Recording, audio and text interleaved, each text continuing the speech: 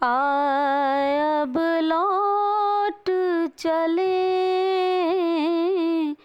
आय अब लौट चले। लौटना कहाँ है मित्रों? अपनी संस्कृति, अपनी विरासत, अपनी ऋषि परंपरा में हमें लौटना है।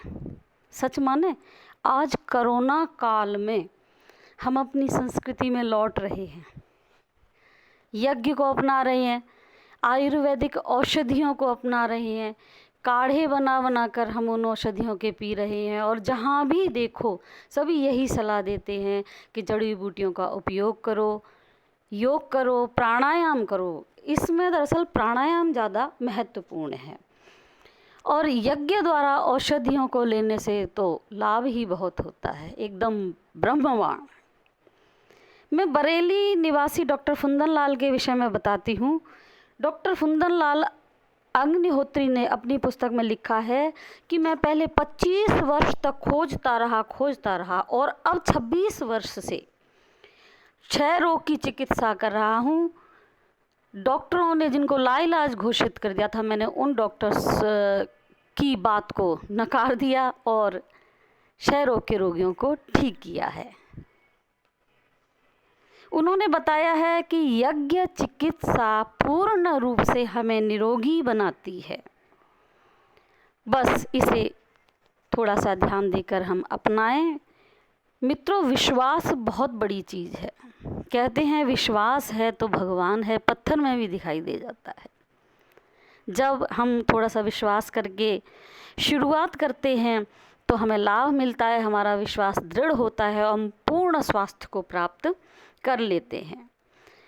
तो यहाँ मैं आज कुछ औषधियों के विषय में बताऊंगी जो हमारे हर तरह के बुखार को दूर करती है। कुछ वस्तुएं समान रूप से ही हमें लेनी होती है, जैसे अगर तगर, देवदार, चंदन, रक्तचंदन, लौंग, गुग्गल, जायफल, चिरायता, असगंध। ये 10 चीज़ें समान मात्रा में कूट लें और विशेष रोग की सामग्री में इसके साथ मिला लें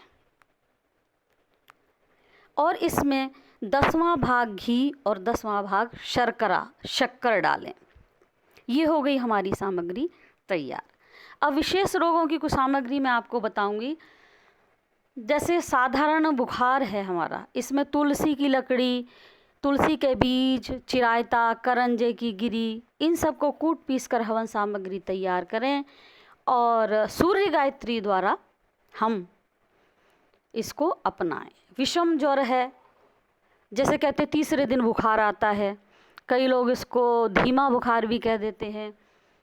तो इसमें पाड़ की जड़, नागरमोथा, लाल चंदन, नीम की गुठली, अपामार्ग, इससे हवन सामग्री तैयार करके प्रयोग करें। जीर्ण ज्वर, लो फीवर, केसर, काकसिंगी, नेत्रवाला, त्रैमाण, खिरौंटी कूट और पोहकर की मूल, ये सब इसमें लेकर आप प्रयोग करके देखें।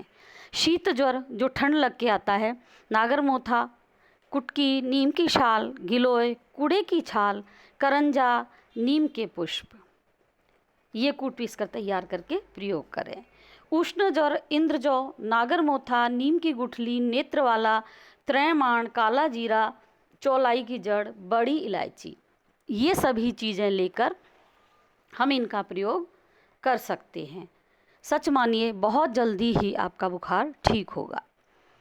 संसार में जितने वैज्ञानिक हुए हैं सब मानते हैं कि क्षय रोग की हमारे पास कोई ऐसी दवा नहीं है जो कि हमें पूर्ण रूप से ठीक कर सके, क्योंकि हमारा जो है पाचन तंत्र डाउन हो जाता है। तो हलवा, लड्डू, खीर, मेवा इत्यादि ऐसा कुछ तो हम खा नहीं सकते।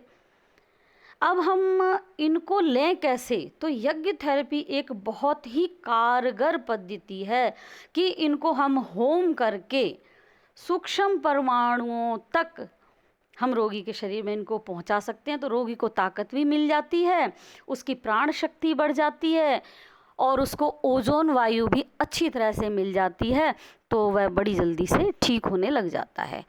अब जो मैंने पहले सामग्रियाँ बताई हैं मित्रों, सभी को कूट पीस कर तैयार कर लें।